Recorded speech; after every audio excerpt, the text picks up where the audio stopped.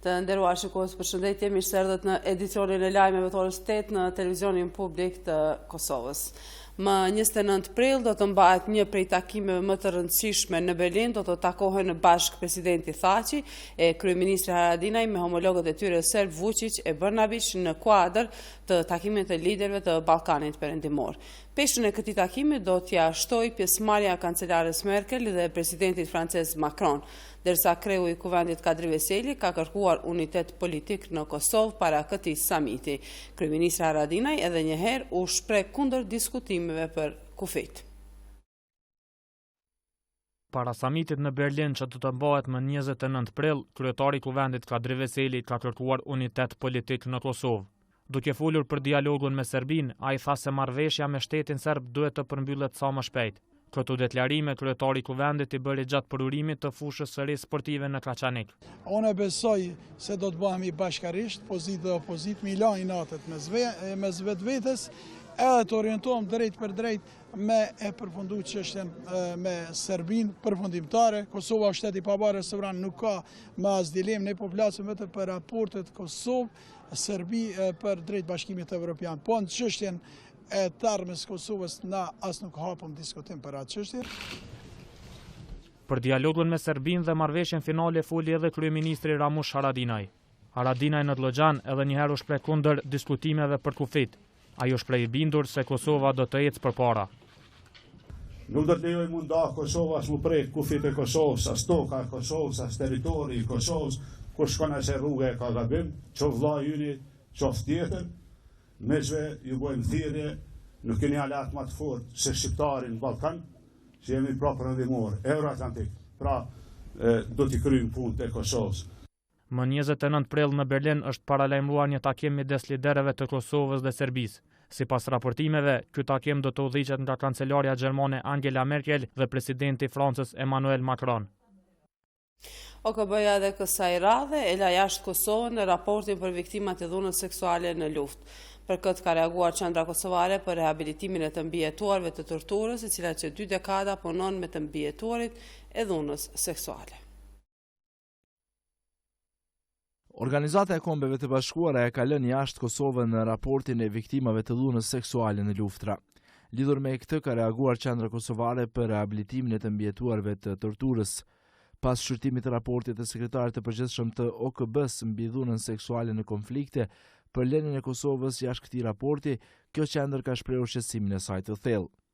Qendra Kosovare për rehabilitimin e të mbijetuarve të torturës, si një organizatë jo qeveritare e cila punon që 2 dekada me të mbijetuarit e dhunës seksuale gjatë luftës për të lehtësuar traumën e tyre dhe për të avokuar për të drejtat e tyre, shpreh shqetësimin e saj më të thellë për lënien jashtë raportit të situatës së Kosovës sa i përket krimeve të dhunës seksuale, thuhet në reagim. Tutje duke reaguar ndaj mospërfshirjes së Kosovës në këtë raport, Qendra Kosovare për rehabilitimin e të mbijetuarve të torturës thotë se duke marrë parasysh progresin e kohëve të fundit të institucioneve shtetërore të Kosovës në verifikimin dhe dokumentimin e të mbijetuarve të dhunimit, QKRMT beson fuqishëm se përfaqësimi të dhënave në këtë raport sa i përket krimeve të dhunës seksuale në Kosovë do të kontribuonte shumë në një kuptim më të gjerë të situatës së të mbijetuarve në rajon. Një ndikim të veçantë do ta kishte edhe në luftimin e paragjykimeve dhe stigmatizimit që rrethon këtë kategori shoqërore, thuhet tutje në reagim.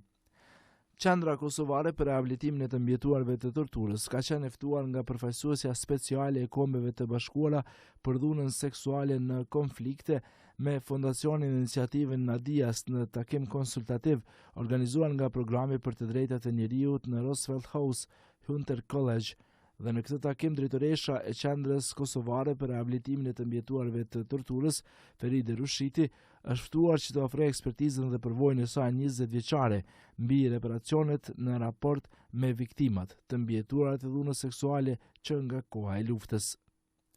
Gjithashtu Qendra Kosovare për rehabilitimin e të mbijetuarve të torturës në janar të vitit 2019 me kërkesë të raportuesit special për promovimin e të vërtetës, drejtësisë, reparacionit dhe garancitë e mospërsëritjes ka dhënë kontributet e saj në pyetësorin mbi programet nacionale të reparacionit. Për mospërfshirjen e Kosovës në raportin e sekretarit të përgjithshëm të OKB-s për krimet të dhunës seksuale në konflikte, Qendra Kosovare për rehabilitimin e të mbijetuarve të torturës pati reaguar edhe vitin e kaluar pas publikimit të raportit. Edhe pse Kosova nuk është përfshirë në raportin OKB-s, kjo organizatë ndjek nga afër situatën në Kosovë dhe përshëndet zhvillimet që kanë ndodhur gjatë viteve të fundit për të adresuar gjendjen e rasteve të dhunës seksuale që ndodhen gjatë konfliktit përfshirë këtu edhe aktivitetet prijese të shoqërisë civile të Kosovës. Kështu ka deklaruar në një përgjigje për RTK-n zëdhënësi kreu të OKB-s Eri Kaneko.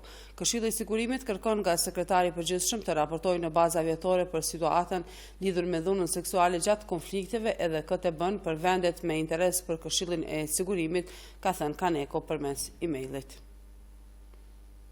Të nderuar shikues, këtu shkëputemi me kanalin e parë të RTK-s, vazhdojmë rrjedhën e informacioneve në RTK3. Qëndroni me ne.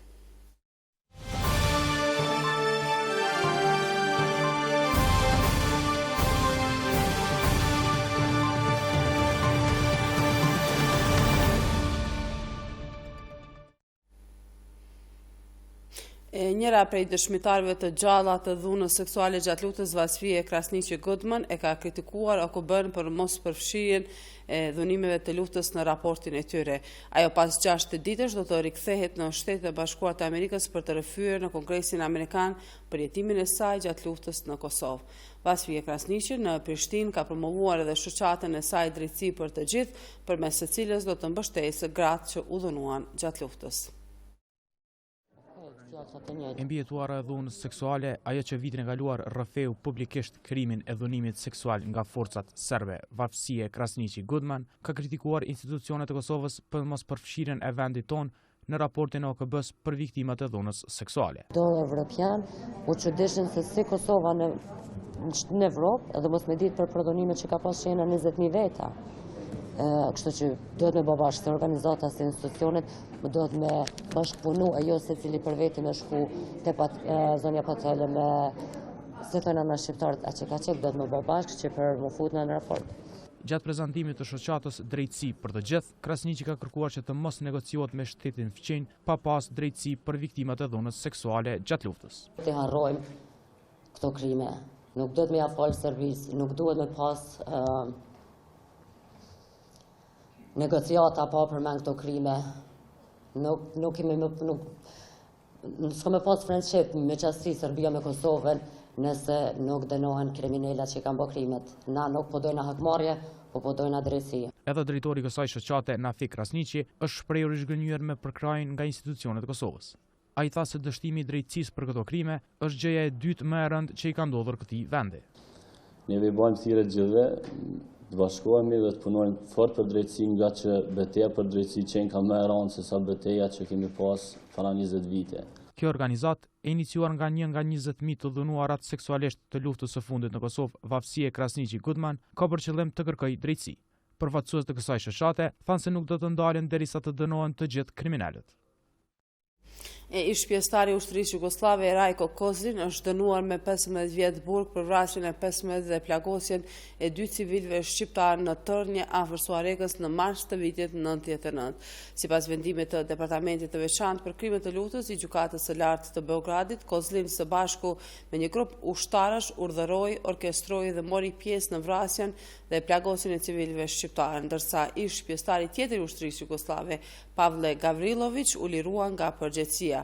Sipas prokurorisë, Gavrilović dhe Kozlin, si pjesëtar të ushtrisë jugoslave më 25 mars të vitit 99, kanë marrë pjesë në sulmin në fshatin Tërnje në Kosovë, ku janë vrarë 31 civil shqiptar, mes të cilëve 12 gra dhe 4 fëmijë.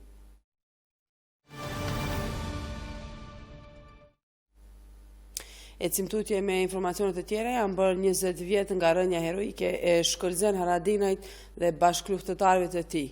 Shkëlzeni Hasimi Fatmiri Eluani më 16 prill të 99-s ra në mbrojtje të mira civilëve të paarmatosur në malet e Masnikut në njërin ndër betejat më të lavdishme të UÇK-s.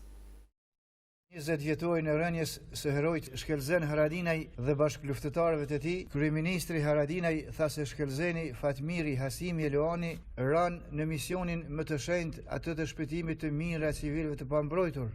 Ky është një mesazh pra i kësaj betejë ditë të sotme Jem mazzat, luftat mazzat që kalun bini 10 lufte intensive nga 24 marshi, mos flasim për periudhën përpara, 24 marsh 98, 24 marsh 99, kur panal, kur palshu, vendbetin, nuk jenë vëra këta djemë. Po jenë vëra se nuk kanë pas shkojnë, detyru me dalë pa pozicion lufte, me dalë për balë forcave serbe, mos me leju me mritë e civil shqiptarë. Kjo është një e vërtet e historisë tonë, lavdisme të që kështë që i bonë shqiptarë, vërtet mu krenuhe. Nuk është e vetëmja, fatmirësisht kemi plot beteja, plot ngjarje të një lavdi e tillë, por kjo është e vërtetë. Ibrahim Selmanaj ende ka të freskët kujtimin për betejën e lavdishme në malet e Maznikut, ditën kur u përjetësuan në altarin e lirisë heroi i kombit Shkelzen Haradinaj dhe bashkëluftëtarët e tij Hasim Halilaj dhe Fatmir Eluan Nimanaj. Sot jam bërë 20 vjet, por në fakt duket sikur ka ndodhur sot ose si ka ndodhur dje. Paraprakisht ne kemi bërë partin e transportin e plagosurve prej të shkoje për në Istog. Edhe një pjesë e ushtarëve të tjerë kanë vazhdu prej Istogut për në Shqipëni, që jenë mesën e tjerëve ku në 10 metamete i plagum, por shumë plagum. Po sakrifica e tyne dhe akti i ramjes është nështë për ngjarjeve më të veçanta dhe më heroike që ka mujtë me ndodhë në luftën e ushtrisë kombëtare të Kosovës. Thonë drejt, me gjitha këto fatkeqësi që na kanë ndodhur dhe me gjitha këto humbje, unë edhe shokët e mim ndajmë veten si të privilegjuar që kemi jetuar kohën e Shkelzenit e të Fatmirit të Luanit. Pa i përtrinjen aty përsëritën që ato mendoj se krejt është çaja ngjarjet e Arteshit, krenjarë për ta, për Luanin e për agimin e për këta që kem pas në lufte krejt. Shkelzeni Hasimi Fatmiri Eluani me 16 prill 1999 ranë në mbrojtje të mira civilëve të paramatosur në malet e Maznikut në njërin ndër betejat më të lavdishme të ushtrisë qlirimtare të Kosovës. Po atë ditë në koshare ra heroikisht edhe dëshmori i kombit Fadil Maloku. Janë bërë 20 vjetë nga vrasja 16 martirëve në lagjen e 3 të komunës së Skënderajt nga forcat paraushtarake e policore serbe. Por dhimbja e familjarëve të tyre ende është e freskët. Kujtimet e asaj ngjarje i kanë të freskëta ata që ishin dëshmitar të vrasjeve për të cilat kërkojnë ende drejtësi. Kaluan 20 vjet që nga vrasja e 16 martireve në lagjen 3 të komunës së Skënderajt nga forcat paraushtarake e policore serbe. Por dhimbja humbjes së të dashurve të tyre ende është e madhe, thot Fatos Bekaj, i cili vjen në çdo përvjetor për t'i kujtuar 3 familjarët e tij të vrarë. Gjatë luftës na kanë vrarë okupatues serb, miqen Maksutin, babën Mujin, grunë e Agjit, Razen, mërzia është e madhe për neve. Kujtimet e asaj ngjarjeje i kanë të freskëta edhe familjarët e tjerë, të cilët ishin edhe dëshmitar të asaj kohe kur ishin kryer vrasjet për të cilat kërkojnë ende drejtësi. Këto bob, këto vëlla, me kanë vrarë në arsim, i kanë qitë në bërë, i kanë vrarë. Na jena me i të mrena në shpi. Na kanë thonë mos dini për joshna. Me 16 prill të në lagjen tonë ka ndodhur një masakër shumë e madhe. Ne kemi qenë prezent atë ditë. Kanë ardhur në për shtëpia, i kanë marrë edhe i kanë vrarë. Në familjen time kanë qenë tre antarë. Gjyshi, baba edhe daja. Madje një prej dëshmitarëve thotë se i njeh mjaft mirë atë që ka kryer këtë krem, për të cilin shprehti gatshëm edhe të dëshmoj. Serb ka qenë, edhe i mundu që atër kërkon mikë me padit, nën me argumente, me fotografi, me krejt, se ka morë kush parasysh, e kumë parasysh polici tonë, ka deklarate, nështë deklarata, edhe atë që ka morë kush parasysh, kështu që unë jemi gatshëm me dëshmu edhe e di presori individin kush i ka mytë. Në këtë përvjetor, homazhe pranë lapitarit të 16 dëshmoreve dhe martireve bëri edhe kryetari i kësaj komune, Bekim Jashari. Ai tregoi se sa është duke u bërë për familjarët e të rënëve. Tanë të drejtën shumë pak. Përgjësijeve të komunën tonë për nivel venit shumë pak. Urojmë që të kemi ditë më të mira. 16 dëshmore të martire të rënë ishin të rinj, pleq e në mesin e tyre edhe një grua. E duke kthyer 20 vjet pas, kujtojmë egzodin masiv të shqiptarëve drejt Koksit. Edhe simbolikisht qytetarë të shumt mashuan drejt këtij qyteti shqiptar për të mos u harruar kohën kur agresori serb deshi të shtynte shqiptarët drejt spastrimit etnik.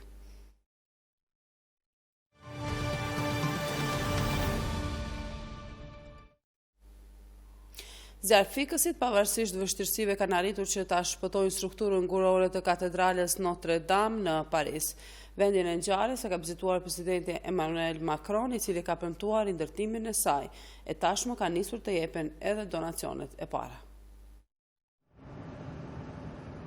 Zjarfikësit në Paris kanë arritur ta shpëtojnë strukturën nga guri të katedrales së famshme 850 vjeçare Notre Dame, e cila dje u përfshi nga flakët.